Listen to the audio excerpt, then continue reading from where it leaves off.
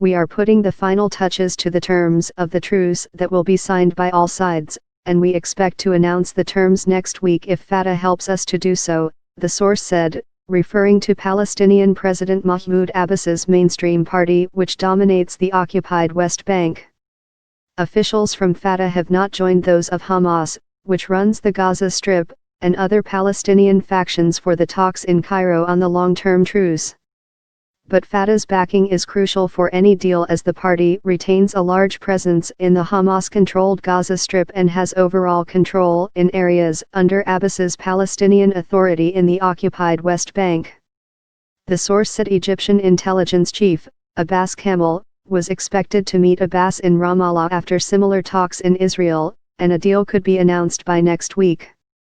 An Israeli official, speaking on condition of anonymity, confirmed Kamel had met with Netanyahu in Israel this week, but gave no details. A Palestinian source in Ramallah said Kamel has left without seeing Abbas, who had been preoccupied with a Palestinian leadership conference.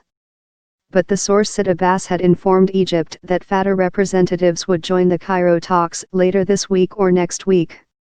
Easing blockade. The Egyptian security source said the extended truce would also include opening a sea lane from Gaza to Cyprus under Israeli supervision. A Palestinian official in Gaza familiar with the talks said Palestinian factions were demanding a total lifting of the blockade on Gaza, opening all crossings with Israel and Egypt, and a water corridor.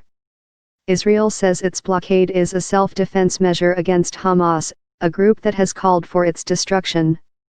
Israel's Security Cabinet, a forum of senior ministers headed by Prime Minister Benjamin Netanyahu, discussed the Gaza situation on Wednesday, and an Israeli diplomatic official said Hamas would have to prove its commitment to the truce. As well as wanting calm along the border, Israel has said Hamas must return the remains of 2 soldiers killed in the 2014 Gaza war and release 2 civilians whose fate is unknown. It says they are being held by Hamas in Gaza. "That's the only way," Israeli Regional Cooperation Minister Zachi Hanegbi, a member of Netanyahu's security cabinet, said on Thursday when asked if a broad arrangement depended on the return of the soldiers' bodies.